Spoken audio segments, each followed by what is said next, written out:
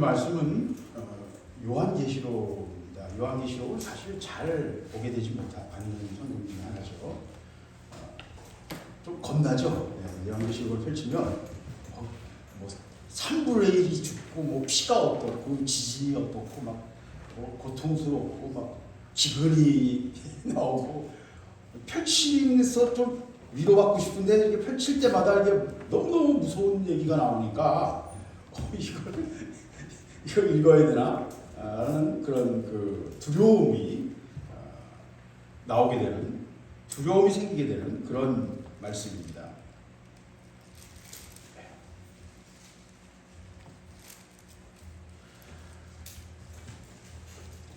계시록을 이제 읽어보신 분들은 아시겠습니다만, 계시록은 요한이, 사도 요한이, 예수님의 제자 이종 다천이었던 요한이 제일 마지막까지 살아남았어요.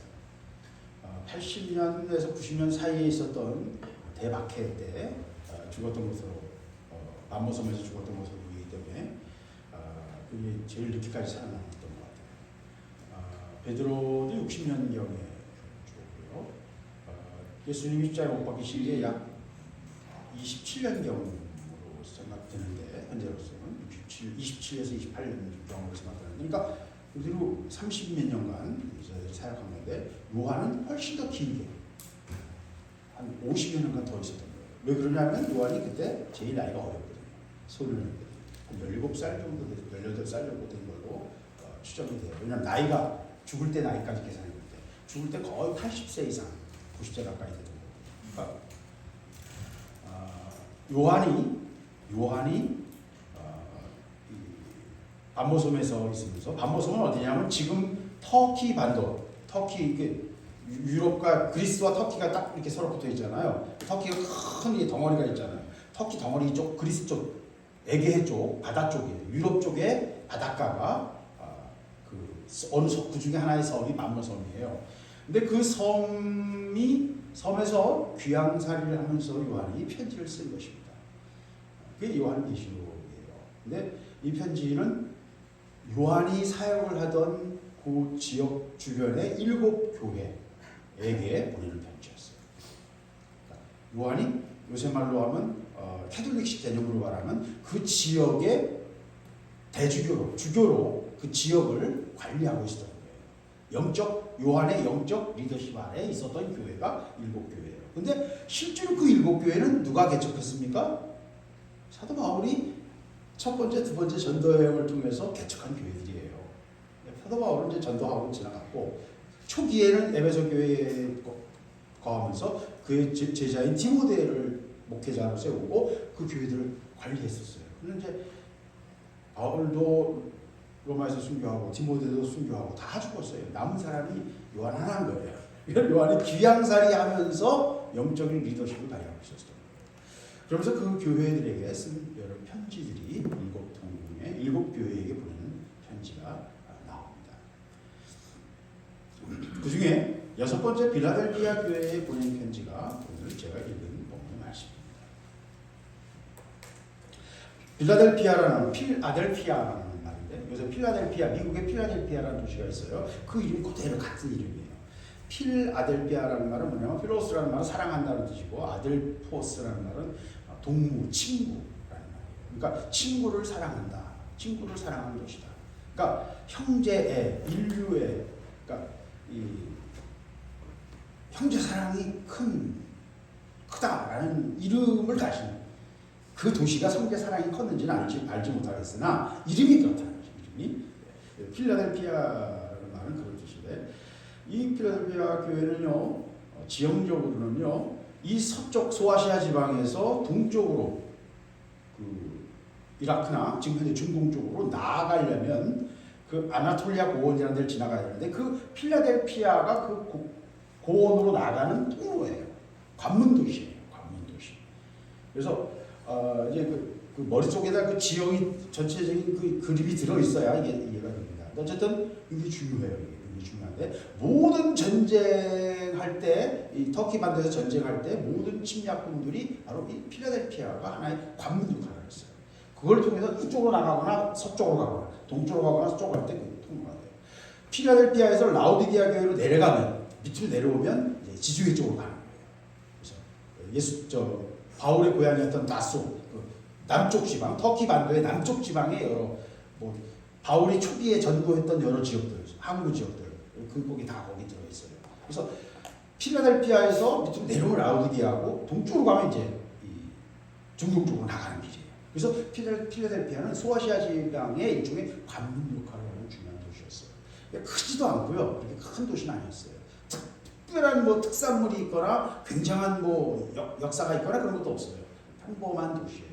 그리고 다른 도시에 에베소나 다른 곳에는 폴리캅이라든지 요한도 이제 그 지도자였고 폴리캅이라든지 또는 이레니우스라든지 또는 뭐 이그나티우스라든지 여러 유명한 교회 지도자들이 초대교회에 있는데 비해서 필라델피아 교회는 그런 지도자도 없어요.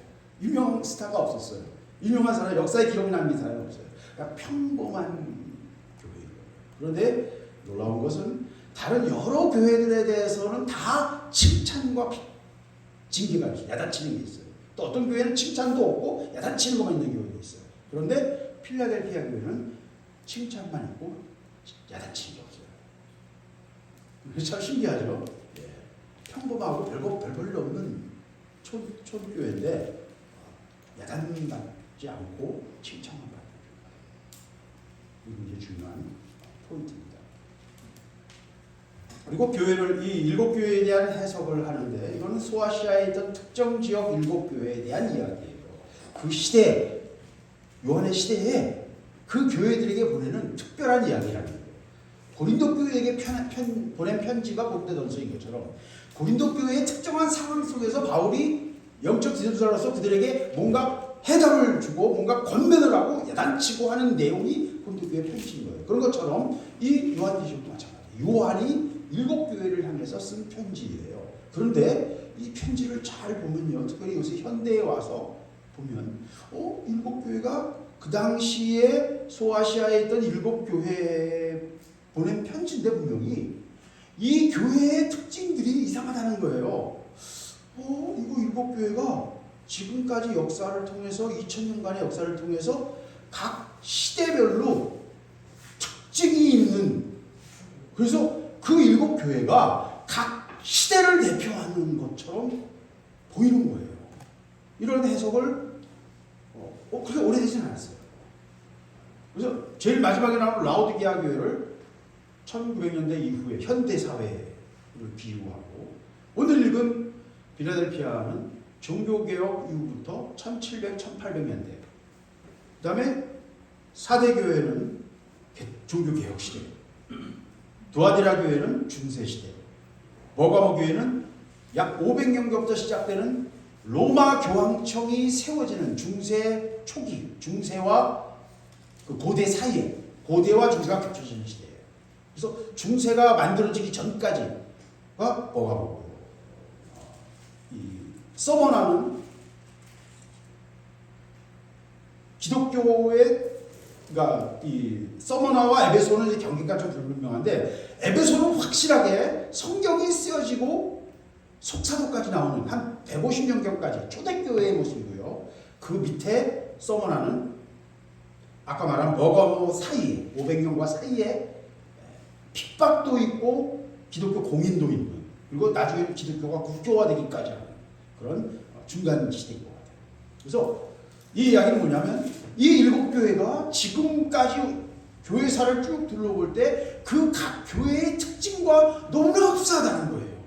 여러 가지 면에서. 그래서 이거는 사실은 근거는 없어요. 갖다 붙이는 거예요. 정확히 말하면 이 시대가 어느 시대다라고 말할 근거는 없다는 거예요. 성경적인 근거는 없어요. 그러나 역사를 잘 이해하는 입장에서 볼 때, 역사를 좀 아는 사람들 입장에서 볼 때는 우와, 너무 흡사하다.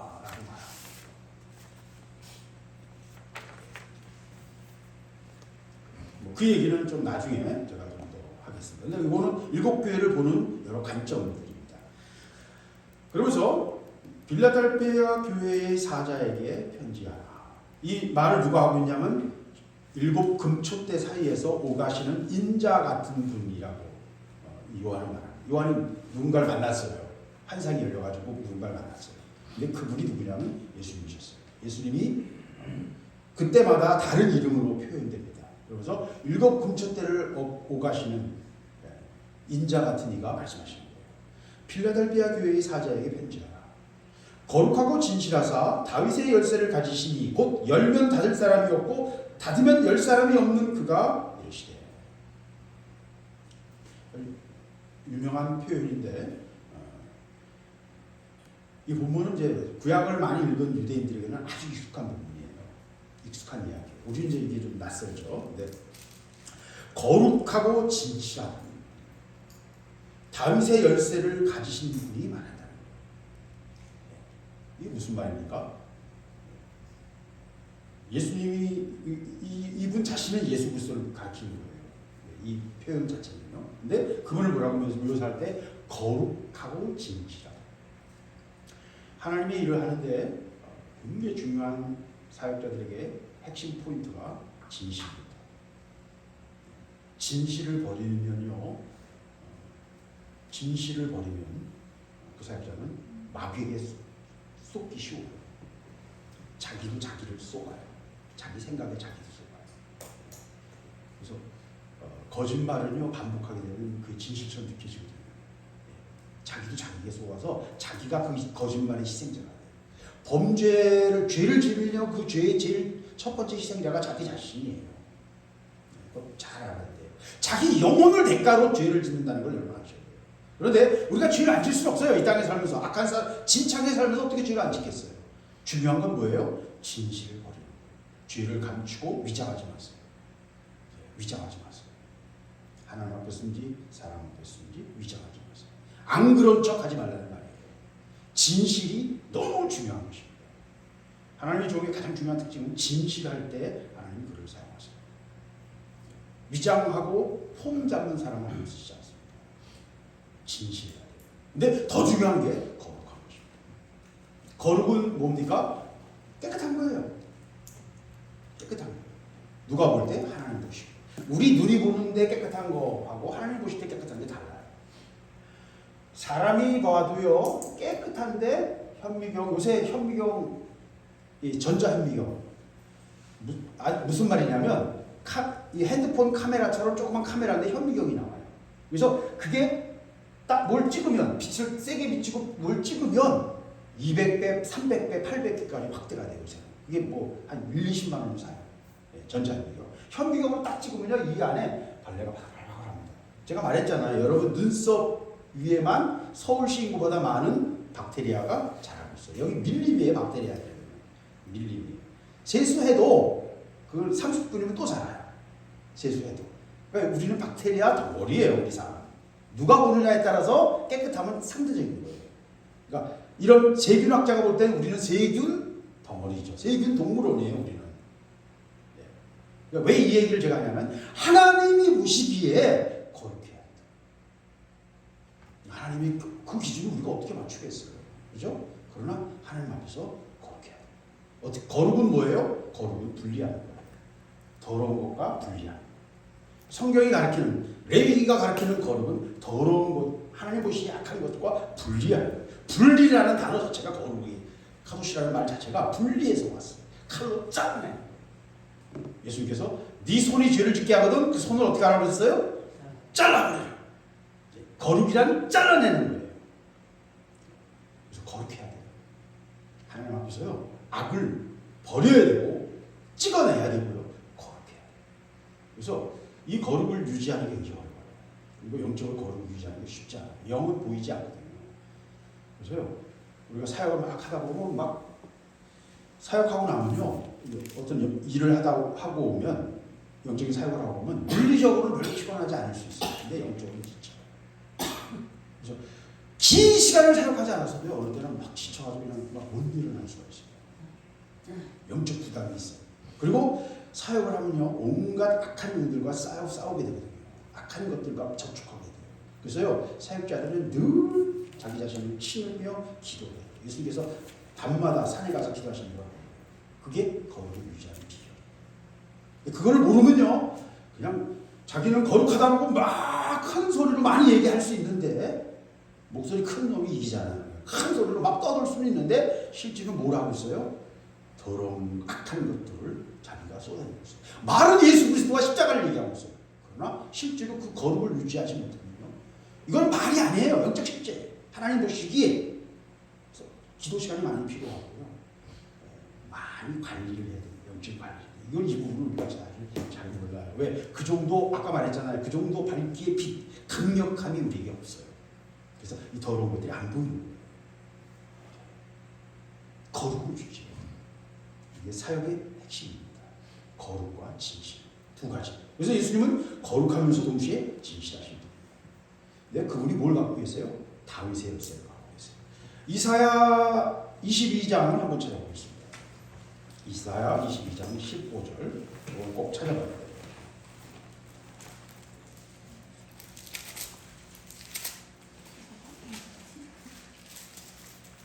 유대인들에게는 아주 익숙한 표현인데 우리는 뭐 낯설죠, 이 이야기가. 여하튼 한번 읽어보겠습니다. 22장 15절. 주 만군의 여호와께서 이르시되 너는 가서 국고를 맡고 왕국을 맡은 자 셈나를 보고 이르기를 내가 여기에와 무슨 관계가 있느냐. 아니, 제가 읽겠습니다. 그냥 같이 읽으세요. 내가 여기와 무슨 관계가 있느냐. 여기에 누가 있기에 여기서 너를 위하여 묘시를 받느냐. 높은 곳엔 자기를 위하여 묘시를 받고 반석에 자기를 위하여 처소를 쪼아내는도다. 나 여호와가 너를 단단히 결박하고 장사같이 세게 던지되 반드시 너를 모질게 감싸서 곰같이 광막한 곳에 던질 것이라. 주인의 집에 수치를 끼치는 너여, 내가 그곳에서 죽겠고 내 영광의 수레도 거기 있으리라. 내가 너를 내 관직에서 쫓아내며 내 지위를 낮추리니 그날에 내가 힐게의 아들 내 종 엘리야김을 불러서 내 옷을 그에게 입히며 내 띠를 그에게 띄워 힘있게 하고 내 정권을 그의 손에 맡기리니 그가 예루살렘 주민과 유다의 집의 아버지가 될 것이며 내가 또 다윗의 집의 열쇠를 그의 어깨에 두리니 그가 열면 닫을 자가 없겠고 닫으면 열 자가 없으리라. 그러니까 역사적 사건이에요. 이 왕궁의 재산을 맡은, 요새 말하면 재무부 장관, 한국은행 장처 되는 거예요. 왕국의 재산을 맡은 셈나라는 사람이 있었는데 그 사람이 그 재산을 관리하면서 자기를 치부했다는 거예요. 그래서 이사야를 통해서 하나님이 이사야의 입을 통해서 셈나에게 경고하시는 거예요. 그래서 내가 엘리야김이라는 세 사람, 엘리야김, 힐기야의 아들 엘리야김에게 네가 입던 옷을 입히고 네 자리에 앉혀서 내가 그를 통해서 재산을 관리하겠다. 그러니까 하나님의 하나님의 왕국, 예루살렘의 예루살렘 왕국의 예루살렘의 그 재산을, 왕의 재산을 관리하는 관리인의 부정에 대해서 지적하면서 새로운 사람을 세워서 그가 다윗의 집의 열쇠를 그의 어깨에 두고 있다. 이게 무슨 말이냐면 왕궁 재산 관리인 창고, 왕의 창고들이 많은데 도둑들이 와서 막 집어갈 수 없도록 창고마다 다 자물쇠를 잠갔다. 그 자물쇠 지금 보면 우리 요새 자물쇠는 뭐 조그맣고 작잖아요. 요새 자물쇠도 없고 번호를 누르잖아요. 근데 옛날 자물쇠들은 커요. 굉장히 커요. 하나야 1kg, 2kg씩 돼요. 근데 그게 창고가 한두 개 아니잖아.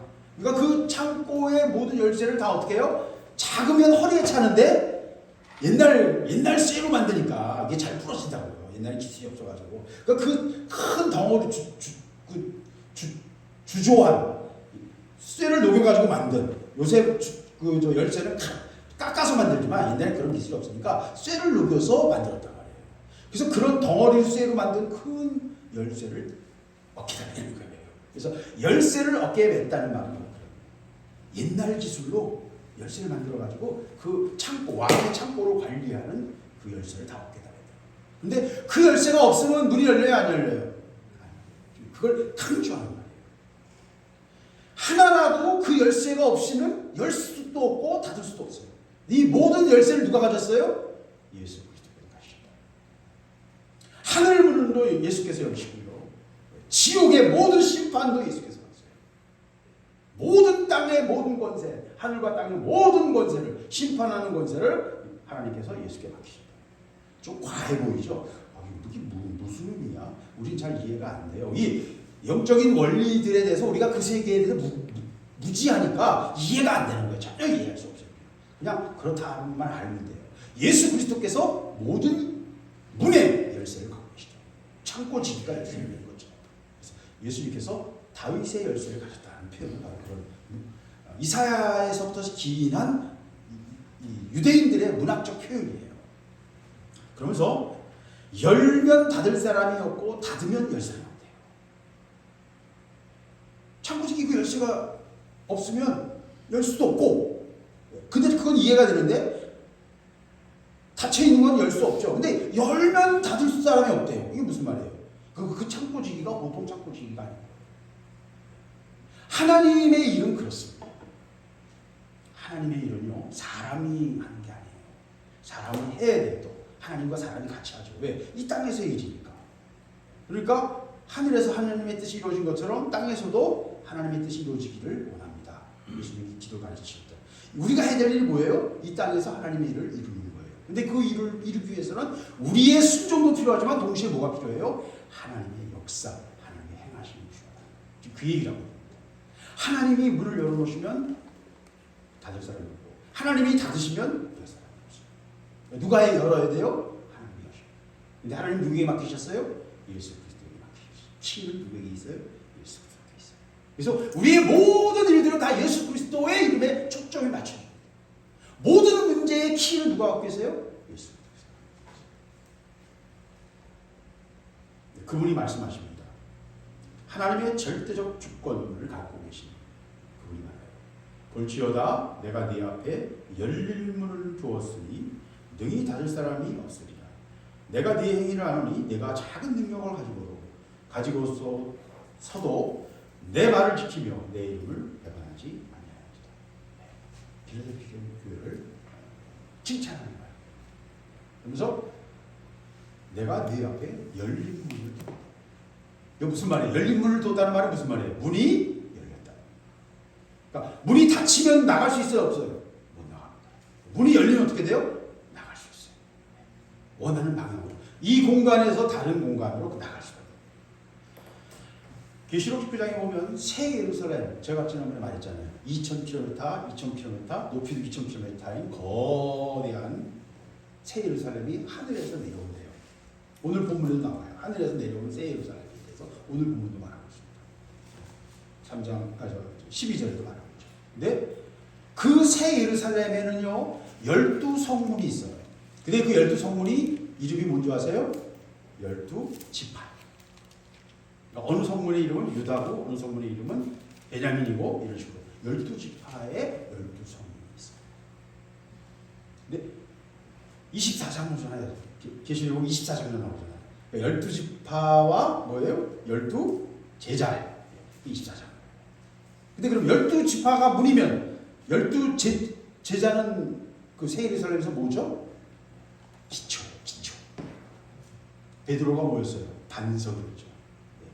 12지파, 12제자는요 그 새 예루살렘의 12성의 기초. 성이 내려앉았을 때 그 바닥을 놓는 바위가 된다. 반석과 같은 믿음을 말합니다. 흔들리지 않는 믿음. 그래서요, 이 두 상징이 굉장히 중요해요. 왜 12지파가 문일까요, 여러분?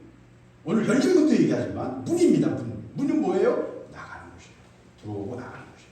예수님이 자기를 뭐라고 그랬어요? 나는 양의 문이다.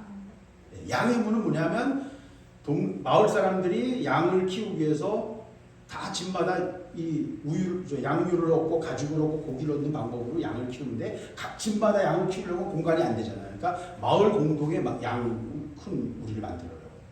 마을마다 다 달라요, 그 상황은. 그 우리를 만들고 그 양의 문을 둬요. 거기서 문지기가 있어가지고 양들도 그 문지기를 통해서만 나갈 수 있고 주인도 그 문지기를 통해서만 들어갈 수 있어요. 함부로 양을 못 가져가게 하죠. 그리고 주인이 양을 부르면 양들이 달려와요. 주인이 목소리를.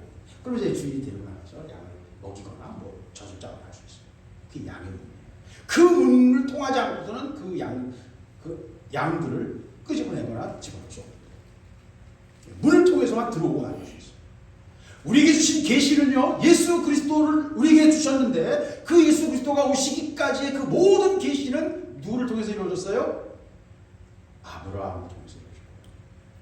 이삭과 야곱, 모세, 이스라엘의 역사 전체를 통해서 예수 그리스도가 우리에게 오실 수 있도록 모든 문화와 하나님의 말씀과 역사와 수많은 이야기들, 그 속에 있는 모든 것들이 다 유대인들을 통해서 우리에게 주어져요.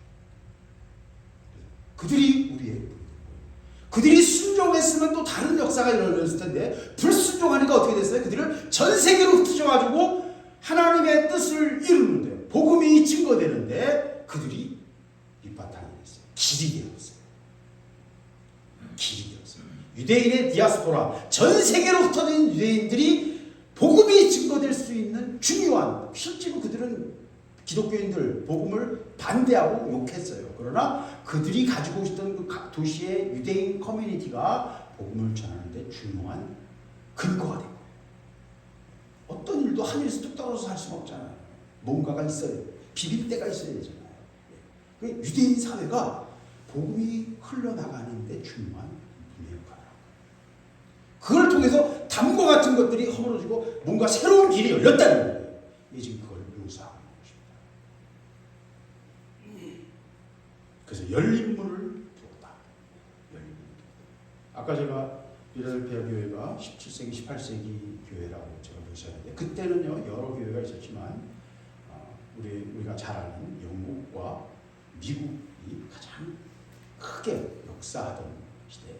무슨 말이냐면 영국의 대영제국 영광이 그 시절에 완성됐고, 완성돼가지고 확 커졌고, 미국이 또 남북전쟁 이후로 확 커져서 2차 세계대전에서 미국의 세계로 넘어갑니다. 영국에서 미국으로 바톤 터치하는 거죠. 사실 영국과 미국은 한 나라예요. 한국과 일본이 한 나라였죠. 너무 일찍 오래전에 이민을 가지고 그 사람들이 우리하고 너무 달라졌죠. 결국 우리가 같은 형제들입니다. 중국도 한 70% 우리가 같은 형제들이에요. 서로 오래 변질돼가지고 달라진 것뿐이에요. 결국은 한 형제예요. 제가 볼 때는 형제들 싸움이 더 무서워요.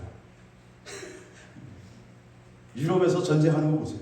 형제들끼리 다 같은 형제들이거든요. 지들도. 근데 형제들끼리 싸움이 더 지독하고 더 무서워요. 왜? 애증이 더 깊거든요. 더 잔인해요. 제일 무서운 게 형제 간의 싸움입니다. 사실. 그래서 유대인들을 통해서 하나님은 문을 여셨어요.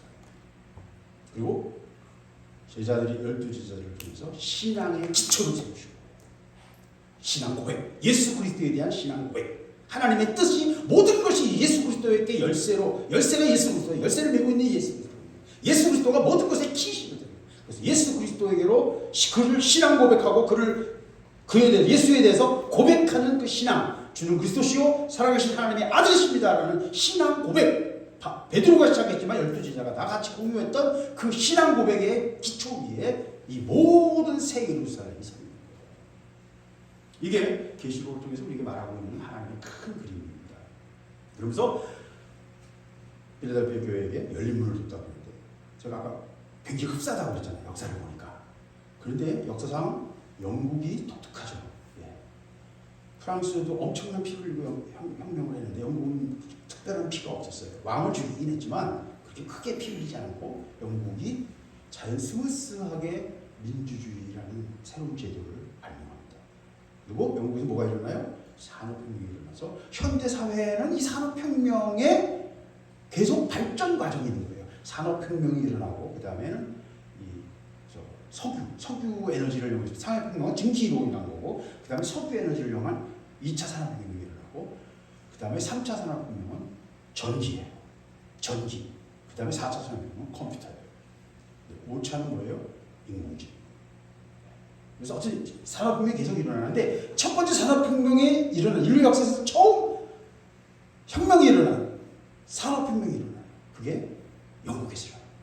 근데 이 영국에서 일어나는 일들이 다 뭐가 깊은 관련이 있느냐? 웨슬리의 신앙 부흥과 관련이 있습니다. 미국도 비슷합니다. 미국은 남북전쟁 때 엄청난 피를 흘린 다음에 미국에서 강력한 부흥운동이 일어납니다. 우리가 지금 부흥회라는 단어를 쓰고 우리 얼마 전에 부흥을 했잖아요. 그런 부흥회를 처음 시작한 교회가 미국 교회예요. 그 사람들 천막을 치고 다니면서 온갖 지역에 가서 외치고 복음을 전했어요. 너무 열심히 뜨거워가지고요. 그냥 정규 집회가 아니라 막 밖에 나가서 매일 저녁 일 끝나고 나오는 사람들이 들려서 뭐 이게 간단하게 요기할 수 있도록 해주고, 그리고 말씀을 계속 전하는. 그 부흥, 천막 부흥이에요. 그게 1800년대에 일어났어요. 그 부흥의 열기에 많은 젊은이들이 헌신하고 수많은 선교사들이 한국까지 와서 지금 우리에게 전하고 지금 그래서 우리 찬송가요 전부 다 1800년대에 영국과 미국의 성경 그 신앙 고백하는 사람들이 작사 작곡하거든요. 그러니까 이 찬양성들은 1800년대 유행가예요. 1800년대 트로트예요. 쉽게 말하면. 이게 이 역사를 우리가 똑바로 보면 이게 다 이해가 되죠. 그래서 필라델피아 교회 시대에 문이 열렸어요. 엄청난 일이 일어났어요. 어떻게 일이 일어났습니까? 아프리카의 지금 기독교인이 50%예요. 누가 그걸 전했어요? 영국이 수많은 젊은이들이 웨슬리 이후로 수많은 영국 젊은이들이 아프리카에 갔어요. 목숨을 바쳤어요. 대표적인 사람이 리빙스턴 같은 사람. 6개월을 못 살았어요. 대부분 풍토병 때문에 6개월이 평균 수명이 6개월이 안 돼요. 그런데도 계속 한 거예요. 물론 또 그 한편에서는 경제적 이익을 위해서 노예를 잡아가고 또 지하자원을 탈취하고 그런 이익도 봤어요. 한쪽에서도 그렇게 하고 한쪽에서는 계속 공부잖아. 그래서 지금 아프리카는 50%예요. 한때 영국은 전 세계의 선교사들의 절반 이상을 파송하는 강력한 선교국가였습니다. 그 강력한 선교국가일 때 영국이 세계에서 해가 지지 않는 나라로 세계를 지배하고 있었어요. 빅토리아 시대입니다. 1800년대 중반부터 말까지. 그때 미국은 또 계속 부흥하고 있었어요. 그때 미국에서 부흥해서 무디나 찰스 핀이나 수많은 그 사역자들이 막 복음을 전해서 수많은 젊은이들이 헌신해서 중국과 일본에 왔어요. 아시아에 왔어요. 또 남미로 왔어요. 남미는 지금 80% 이상의 기독교예요. 몇백 년 전에 전한 캐톨릭도 있고 절반쯤은 캐톨릭이고 개신교가 있는데 그 개신교는 뜨거운 오순절, 은사를 사모하는 오순절 교회가 강력하게 자랐어요. 그래서 지금 제가 길게 말하지만 이 열린문이라는 단어는 2000년에 쓴 한 단어이지만 뭘 말하고 있어요? 2000년 동안 하나님이 하신 일들에 대한 너무나 명확한 하나님의 선포인 거예요. 문을 열고 하나님이 일을 시작하셨어요. 추수, 하나님 대추수가 있다고 얘기를 하잖아요. 대추수에 대해서 말하죠. 대추수의 기간이 언제입니까? 대추수는 이미 2000년 전부터 지금 계속되고 있는 거예요. 왜? 예수님께서 눈을 들어 밭을 봐라. 지금 다 시어서 추수하게 됐지 않느냐? 라고 예수님 말씀하시면서 뭐라고 했어요? 빨리 더 많은 일꾼을 보내도록 아버지께 기도해라. 그러셨어요. 그러니까 이미 예수님 당시에 뭐였어요? 대추수가 시작되고 있는 거예요. 문이 열린 거예요. 누구에게? 하나님을 알지 못하는 이방인들에게. 그래서 대추수는 또 다른 말로 할 때 이방인의 때와 같아요. 하나님의 문이 열려가지고 모든 사람에게 복음이 증거되고 있는 시대입니다. 근데 이것이 끝날 때가 옵니다. 이것이 문이 닫히면 다시 유대인들에게 포커스가 맞춰지고 하나님 나라 모든 영적 자원들이 유대인들에게 들어서 유대인 중에서 중심이 있는 14만 4천을 건너게 되죠. 이것까지 포함할 때 유대인의 그 마지막 구원까지 포함하는 것이 마지막 대추수예요. 이 마지막 대추수는 계시록 14장에서 말하고 있는데 하나님 예수께서 거대한 낫을 들고 내려오셔서 추수하시는 장면이 계시록 14장에 나옵니다. 그게 마지막 대추수예요. 마지막 대추수. 이 마지막 대추수는 우리와 깊은 관련이 있습니다. 이건 제 해석입니다. 제게 보여주신 하나님의 계시까지는 아니고요. 하나님이 제게 보여주신 거예요. 또 많은 종들이 이걸 보고 있어요. 많은 예언하는 자들이 이것에 대해서 말합니다. 마지막 대추수가 땅끝 백성으로부터 시작된다는 것은 이사야에도 나오고요. 에스겔에도 나오고요. 다니엘도 말하고 여러 사람들이 말했어요. 멀리서 오는 자들이 뭔가를 들고 온대요. 멀리서 온다는 거예요. 거긴 다 표현하는 게 땅끝이에요. 유라데시아 되는 게 땅끝. 마지막 나라가 어디입니까? 대한민국. 동쪽에서 온다고 했거든요. 동쪽에서. 땅끝에서. 동쪽에서 온다고 했어요. 땅끝에 있는 나라가 어디예요? 대한민국. 섬으로 말하면 일본도 있죠. 그러니까 일본, 대한민국, 중국 다 한 의미예요. 제가 볼 때는요. 이 세 나라가 화해하고요. 한 마음이 돼서 마지막을 감당해야 돼요. 세 나라가 아니라 세 나라의 그리스도인들. 그리고 정확히 말하면요, 중국의 수많은 그리스도인들은, 영적으로 깨어있는 자들은 한국교회가 깨어나기를 기다리고 있어요. 왜? 이 일의 중심이 되는 건 한국이 돼야 돼요. 알게 돼요. 한국교회를 위해서 그들 눈물로 기도하고 있어요. 제가 맨날 말하잖아요. 기회가 끝나간다. 회개할 기회가 끝나가고요. 그게 끝나면요, 유대인들이 실패했던 것처럼 우리도 사역에 실패해서 하나님 우리를 흩으심으로 하나님의 일을 하신다. 창이 닫혀가고 있어요. 그건 누구에게? 우리에게, 한국의 그리스도인들에게 주어진 기회가 서서히 닫혀가고 있어요. 이 키를 누가 끄는 줄 아세요? 호남에 있는 그리스도인들이에요. 호남에 있는 그리스도인들이 하나님께서 하나님의 뜻을 이해해야 돼요. 하나님의 뜻을 똑바로 바라봐야 돼요. 그들이 한국의 운명을 쥐고 있어요. 임진왜란 때 한국의 운명을 누가 살렸어요? 네, 호남에 살렸어요. 호남에서 나는 식량이 임진왜란을 살렸어요. 1000년 동안 핍박받고 1000년 동안 차별받았던 그 호남을 통해서 하나님 일하신다니까. 이게 하나님의 방법. 한국이 동서가 화해하고요, 남북이 화해하고요, 한국과 일본이 화해하고요, 한국과 중국이 화해해요. 나라가 화해할 길은 없어요. 그건 불가능해요. 우리 그리스도인들이 그 일을 먼저 해야 돼요. 이게 이루어져야 하나님의 일이 이루어집니다.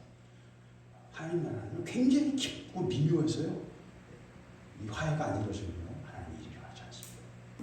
하나님은 적당히 일하시는 분이 아니고 회로가 끊어져요. 전기가 안 통해요. 능력이 안 나타나요.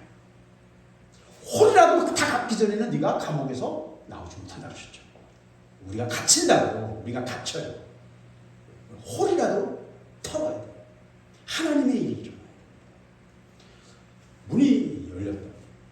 문이 열렸어요. 2000년 동안 이 문을 열렸고요. 필라델피아 시대 영국과 미국에게 세계 최고의 패권국으로 설 수 있었던 가장 근본적인 게 뭐예요? 두 나라가 세계 최대의 선교국가였어요. 선교사를 2만 명씩 보내는 나라였어요. 그걸 넘어서고 있는 나라가 이제 대한민국이에요. 인구는 훨씬 더 적은데 1200만 밖에 안 되는 기독교인들인데 2만 명, 2만 5천 명의 선교사를 보내는 거죠. 열심히 특심인 거예요. 한국인들. 그러니까 하나님이 한국인을 사랑하시는 거예요.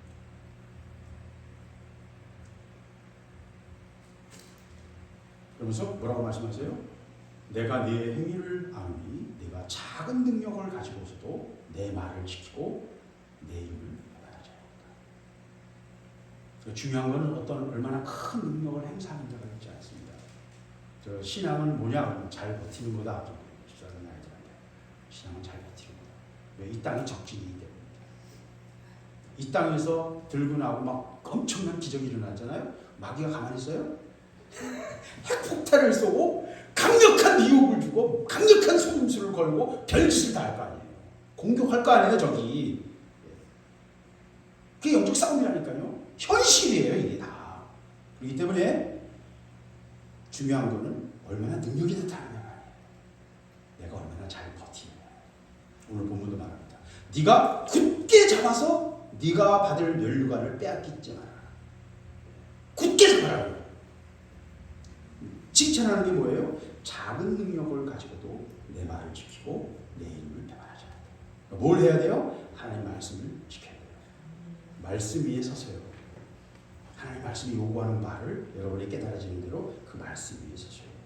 신앙은 다른 거 아니에요. 하나님 말씀 위에 서는 거예요. 그리고 그 이름을 배반하지 않아요. 그 이름을 배반한다는 게 뭔지는 설명하지 않겠습니다. 각자에게 다 다를 수 있어요. 그러나 분명한 것은 하나님 앞에서 내가 하나님의 이름을 배반하지 않고 하나님의 이름을 속이지 않고 하나님 앞에서 믿음을 지키는 것, 하나님 걸 요구하시는 것입니다. 각 사람에게. 그러면서 특별한 얘기를 하십니다. 보라, 사단에 해당한 것 자칫 위대인이라 하나 그렇지 아니하고 거짓말하는 자들 중에 며칠 내게 주고 그들로 와서 네 발 앞에 절하게 하고 내가 너를 사랑하는 줄 알게 하시라. 복잡한 얘기인데 이게 무슨 말이냐면 거짓 유대인들이 있다는 거예요. 예수님이 말씀하셨죠. 모든 얘기는요, 제자들이 했던 모든 얘기는 예수님 말씀 속에 다 있어요. 예수님이 행하신 것에서 벗어나지 않아요. 예수님이 또 뭐라고 하셨어요? 내가 하는 말은 내 마음대로 하는 게 아니라 아버지께서 행하시는 것을 보고 아버지께서 말씀하신 것을 내가 말한다. 있어요. 예수님. 제자들도 마찬가지예요. 제자들의 모든 사역과 결정은 뭐 안에 있어요? 예수 그리스도의 행하심과 그 말씀 속에 다 있어요. 그래서 우리도 그렇게 해야 돼요. 말씀을 벗어나서는 하지 말아요. 말씀이 없는 거는요, 없는 거예요. 그냥 생각하지 마세요. 만들지도 말고 더하지도 마세요. 더하면 저주가 임하니까 계시오지 말아죠. 그러면서 사탄의 회당고 자칭 유대인이라나 그렇지 아니하는 거짓말하는 자들이다. 예수님이 미리 말씀하셨죠? 뭐가 있어요? 하나님의 밭에 사단이 뭘 뿌려요? 가라지를 뿌린다 했죠. 쭉정이 가라지를 뿌립니다. 가라지는 뭐예요? 알곡이 없는 거예요. 모양은 똑같은데 그 안에 생명이 없는 게 가라지예요. 그죠? 어떤 원인이 됐던 생명이 없는 거예요. 왜 여러분 이 엄청난 환란이 오는 줄 아십니까? 마지막 때 예수님께서 말씀하시는 난리의 소문과 엄청난 지진과 기근과 사망과 전쟁의 소문, 뭐 별의별 일들이 다 일어나고 계시록 아까 말한 것처럼 펼치면 다 무서운 얘기밖에 없잖아요. 왜 이런 환란이 옵니까? 왜 이런 미혹의 때가 옵니까? 다른 거 아니에요. 알곡을 가지리라. 곡식을 맨 처음에는 곡식을 땅에서 잘라야죠. 그죠? 추수하려면 첫 번째가 뭐예요? 땅과 분리예요. 땅과 분리예요. 세상과 분리되지 않으면 여러분 믿음이 출발하지도 않아요. 땅과 분리를 합니다. 그 다음에 두 번째 어떻게 해요? 그게 진짜 알곡이 되려면 털어야 돼요. 뭐예요?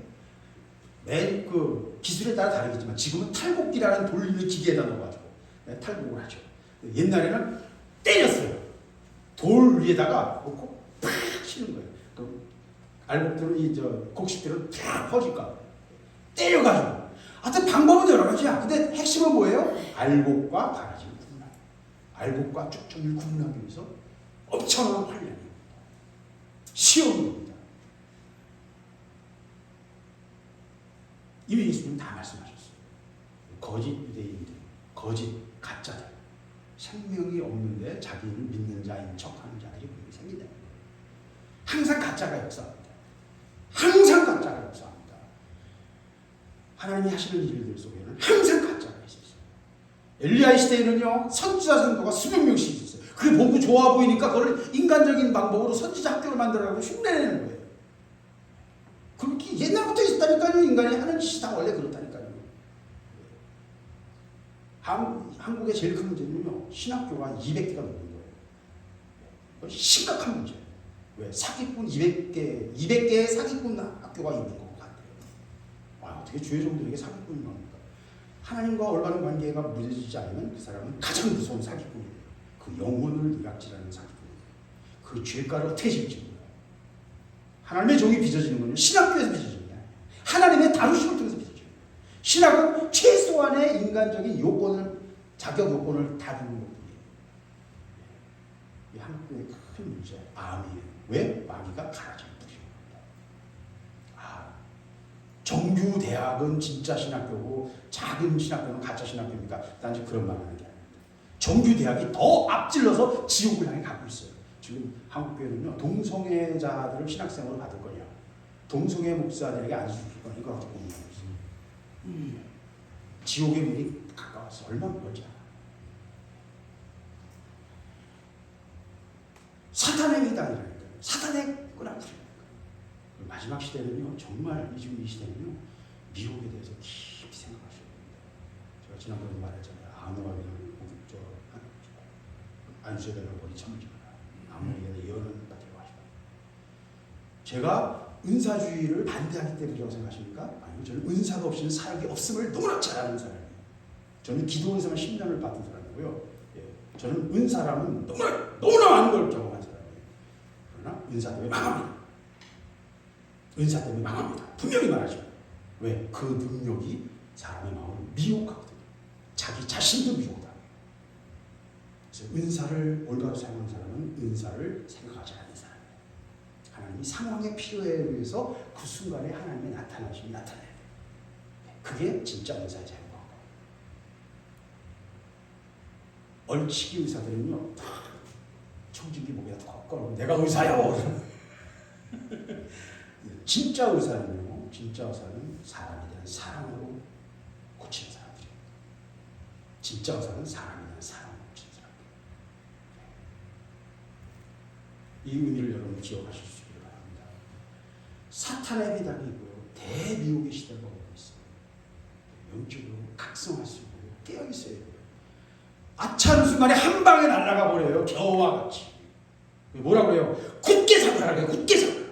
뭘 잡아요? 하나님 말씀을 굳게 잡아요. 하나님의 은혜를 굳게 잡아야 돼요. 자기 자신의 거룩함을 지키기 위해서 쳐내야 돼요. 분별해야 돼요. 그리고 깊이 기도해야 돼요. 영적인 세계는 깊습니다. 우리가 아는 건 표현만 조금 긁고 있는 거예요. 깊이 들어가면 말로 표현도 안 되고요. 사도 바울은 말로 내가 말할 수 없다, 말로 표현할 수 없는 세계를 봤다. 실제로 많은 것들은 우리가 알아도 표현할 수가 없어요. 영적인 세계는 깊습니다. 너무 깊고 너무 커서 말로 다 표현할 수 없고, 너희가 그 세계를 들어가 보기를 원한다. 더 큰 은혜로 들어가기를 원한다. 그 넓이와 깊이를 알기를 원한다. 제가 맨날 말하는 에베소서의 사도 바울의 이야기예요. 은혜는 깊은 것이에요.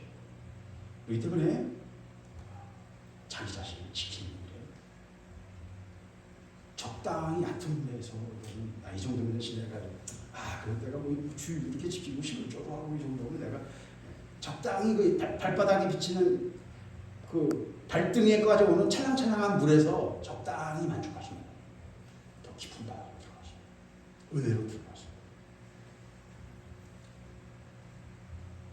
10절 내가 나의 인내의 말씀을 지켰은지요 내가 또한 너를 지켜 시험의 때를 면하게 하리니 이는 장차 온 세상에 임하여 땅에 거하는 자들을 시험할 때라. 제가 좀 전에 말했던 환난과 핍박이 오는데 대미혹과 대환난의 시대가 마지막 때의 그 역사가 일어나는데 이미 시작했어요.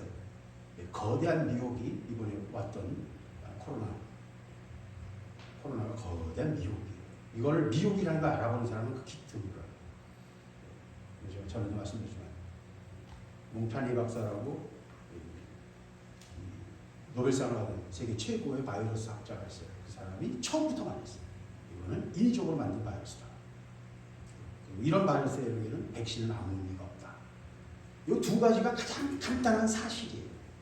인위적으로 조작된 바이러스다. 두 번째는 이런 종류의 바이러스는 기침, 감기에는 면역 백신이 없잖아요. 호흡기 계통은 백신이 불가능해요. 현재 기술은. 그런데 백신으로 뭔가 되는 것처럼 전 세계를 지금 했잖아요. 사기 쳐먹었어요. 이거는 돈 벌려고 한 게 아니고요. 전 세계 사람들을 거짓말로 휘둘러서 아무도 진실을 아는 자들의 입을 가로막고 모든 사람들을 자기들이 원하는 대로 끌고 갈 수 있는지를 실험한 거대한 사회 실험이에요. 지구 위에서 일어나. 이제 유럽에서 몇몇 사람들, 기술자들이, 전문가들이 이 얘기를 하기 시작해요. 야, 이건 큰 사기였구나. 인류 역사상 가장 큰 사기였다. 코로나. 이란 얘기를 하고 시작하고 있어요. 저는 처음부터 이 얘기를 계속해요. 여기 사기다. 거대한 미국이다. 근데 이런 것들이 이제 2차, 3차 25년도에 또 새로운 거대한 팬데믹이 예비되어 있다고 빌 게이츠가 여러 번 얘기했어요. 파우치도 얘기했어요. 여러 사람이 얘기했어요. 그 사람들 다 계획을 갖고 있어요. 그렇게 노골적으로 말해도 사람들은 못 알아들어요. 못 알아들어요. 이 시대가 그렇습니다. 미혹의 시대예요. 근데 이 속에서 하나님 말씀을 붙잡고 그 말씀을 지켜요. 미혹 속에서 하나님 말씀을 지켜요. 이런 것들과 하나님 말씀과 무슨 상관인데요? 하나님 말씀 다 얘기하셨어요. 짐승의 표를 받지 말라고 하시죠. 악한 자들과 함께 하지 말라고 하셨어요. 이제 예수 믿는 자들은 지금 중국의 그리스도인들이 그런 것처럼 지금 중국은 시진핑이 2017년에 교회 파괴 명령을 내린 다음에는 모든 교회가 그동안 와 커서 막 중국의 비행기에서 내리면요. 저는 그때 안 가봤으니까 모르지만 중국에서 비행기 내리면 그 한국처럼 십자가가 도시에 가득했을 때 그거를 시진핑이 다 박살내고 그리고 모든 기독교인들이 다 지하로 들어갔어요. 한국이 그렇게 될 날이 얼마 안 남았어요. 무슨 설마 그런 일이 중국 사람들도 2016년, 2017년 초반까지만 해도 어떻게 그런 일이 일어날까 그런 생각했어요. 하루아침에 일어나요. 코로나로 모든 교회가 문을 닫았던 거죠. 쉽게 일어나요. 별거 아니에요. 작은 거짓말과 미혹에 의해서 그런 일이 일어나요. 근데 말씀을 지키는 자들에게는 어떤 하나님이 내어주시겠다고 했어요? 시험의 때를 면하게. 그 시험에, 그 환난에 다 참여하지 않게 된다는 거예요. 어떻게 한다는 거예요? 성경, 우리가 휴거라는 단어를 사용하십니다만 휴거가 되는지 아니면 피난처가 되는지 모르겠으나 하여튼 하나님의 방법으로 그런 시험의 때를 면하게 해주시는 거예요. 여러분, 그런 시험의 때를 통과하고 싶어요? 맷돌에 갈리고 싶어요? 어떻게 해야 돼요? 하나님 말씀을 붙잡아야 돼요. 인내의 말씀을 지켜야 돼요. 이 땅에서 하나님 말씀을 따라 사는 건 쉽지 않습니다. 그러나 그 대가는 큰 것입니다. 환난의 때를 피하고 시험의 때를 피하고. 11절, 내가 속히 오리니 내가 가진 것을 굳게 잡아 아무도 내 면류관을 빼앗지 못하게. 그러니까 빼앗길 수도 있다는 거예요. 마귀는 우리를 속여.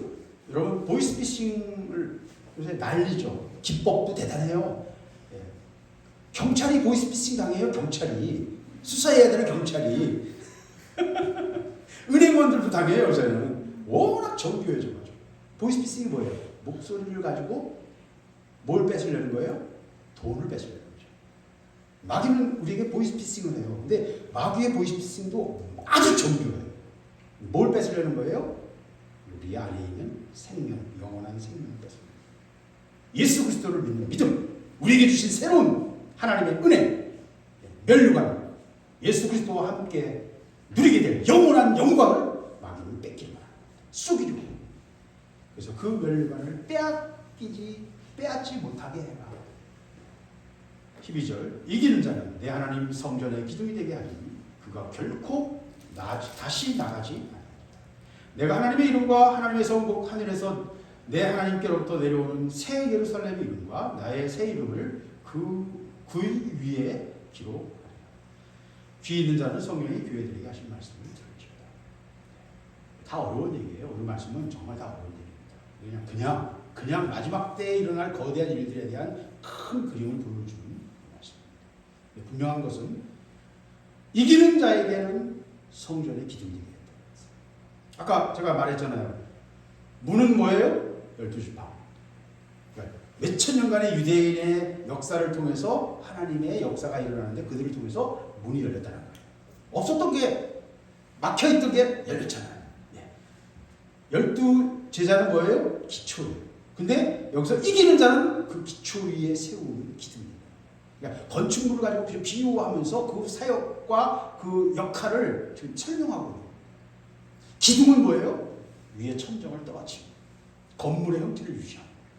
기둥이 부실하면 어떻게 돼요? 건물이 무너져요. 지진 날 때 기둥이 부실하면 건물이 무너져요. 지진 날 때 요새 그 POT 방식으로 만든 그 건물들 1층에 그 차 세우느라고 기둥만 세우는 거 있잖아요. 그 기둥이 부실해지니까 건물이 무너져요. 기둥은 굉장히 중요한 것이죠. 근데 이기면 하나님의 성전이 기둥이 되어야 됩니다. 그리고 그 기둥 위에다가 하나님의 이름과 새 예루살렘의 이름과 예수의 새 이름을 동일시할 것입니다. 이거 참 어려운 얘기예요. 뭘 얘기하는지 우리는 잘 이해 못합니다. 네? 새 이름은요, 계시록에 여러 가지 얘기가 나오는데 예수님에 대해서 여러 가지 이름을 사용해요. 계시록 5장에서는 어린 양 또는 일곱 영이라고 표현하기도 하고 계시록 5장 12절에서는 죽임당하신 어린 양이라고 표현합니다. 근데 계시록 19장에서 보면 백마탄 자가 있는데 그 이름은 충신이요 진실이다 라고 표현했어요. 새 이름은 충신이요 진실. 예수님의 새로운 사역, 새로운 어떤 그 영역에 대한 이름을 가지게 된다는 거예요. 그러면서 또 이름이 쓴 것이 하나가 있으니 12절 자기밖에 아는 자가 없다. 그 이름은 예수님 자신밖에 모릅니다. 그리고 또 그가 피 뿌린 옷을 입었는데 그 이름은 하나님 말씀이라 칭한다. 예수님을 하나님 말씀이라고 칭한다. 또 16절에는 그 옷과 그 다리에 이름을 쓴 것이 있으니 옷과 다리에 이름을 썼대요. 근데 만왕의 왕이요 만군의 주라. 만군, 군이라는 말은 군대예요. 하나님의 군대의 주인이다. 장군이다. 만왕의 왕이요 만군의 주라는 이름을 가졌다. 어쨌든 그 새 이름이 뭔지는 모르는데 새로운 이름을 그 기둥 위에 쓰겠다. 이게 엄청난 영광을 말합니다. 아주 간단히 표현하면 엄청난 영광을.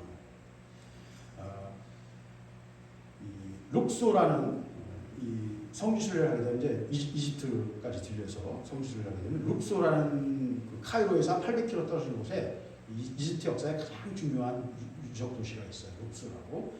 거기에 카르낙 신전이라는 신전이 있는데 그 신전은 4,500년 정도 된 거예요. 근데 거기 들어가고 유명한 게 뭐냐면 벽과 기둥에 온갖 글씨와 그림들이 그려져 있어요. 거기 보면 아몬민이라는 또 신도 있어요. 뭐 같이 가는 목사님이 날 막 하고 올렸다고. 아몬민. 여기 민이 여기 있네. 그러면서 거기에 부조에 몇 천 년 동안 그 이름이 적혀 있어요. 4,500년 정도 기록. 몇 천 년 동안 그 기록을 다 모든 수많은 사람들이 보게 되는 거예요. 그 영광을 말하는 거예요. 새 이름으로 그 영광. 이 모든 걸 제가 설명하고 여러분이 이해하는 건 중요하지 않아요. 뭐가 중요합니까? 거대한 미혹의 때가 오고 있는 것과 그 미혹의 때에 우리가 해야 될 마지막 대추수, 거대한 낫을 들고 땅에 있는 마지막 영혼들을 추수하는, 세상과 분리시키고 그 영혼들이 하나님을 향해 나아가도록 믿음으로 12제자의 그 믿음의 반석 위에 똑바로 하나님을 향해 나아가도록 그들을 구원하는 일, 그게 하나님이 요구하시는 일. 이 일을 위해서 여러분이 능력이 많건 적건 중요하지 않아요. 잘 버텨야 돼요. 끝까지 붙잡아야 돼요. 어떤 상황이 와도 믿음에서 벗어나지 않고 믿음을 지키십시오. 흔들리지 않고 끝까지 붙잡는 자는 이기는 겁니다. 오늘 말씀의 핵심입니다. 잘 버텨라. 바람에 날아가지 마라. 거대한 바람이 온다. 올해는 태풍이 많고요. 굉장히 비가 많이 오는데요. 장기에 보면 기후변화가 너무 심해졌어요. 그러니까 조심들 해야겠죠. 비가 많이 오면 어려움 당하는 또 집들이 있잖아요. 빨리 대비해야 되죠. 그만하고 날아가지 않게 귀 들가는 성령이 교회들에게 하신 말씀입니다. 하나님 말씀은 못 듣는 게 문제가 아니라 들을 귀가 없는 거예요. 들을 귀가 없어요. 귀가 막혔어요. 하나님 말씀이 들리지 않아요. 깨달아지지 않아요. 그게 문제입니다. 어떻게 해야 돼요? 회개해야 돼요. 돌이켜. 하나님 말씀이 들리지 않으면 돌이키십시오. 내가 무엇에서 잘못됐는지 돌이키십시오. 그리고 그 하나님 말씀을 따라서 잘 버티는 저와 여러분이 될 수 있기를 바라는 것입니다. 기도하겠습니다. 하나님, 우리가 이 열린 문을 따라서 하나님의 일에 쓰임받는 하나님의 사람들이 되기를 원합니다. 이기는 자들이 되기를 원합니다. 그 이름을 새기는 성전의 기둥이 되기를 원합니다.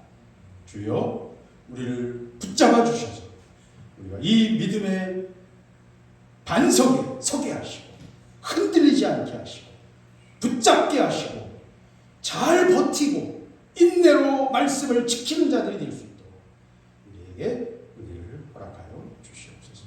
이 마지막 때에 깨어있는 하나님의 사람들이 되기를 원합니다. 열린 문으로 나아가는 자들이 되게 하여 주시옵소서. 모든 것을 주님께 맡기며 예수 그리스도 이름으로 기도드렸습니다. 아멘. 이 시간 이해종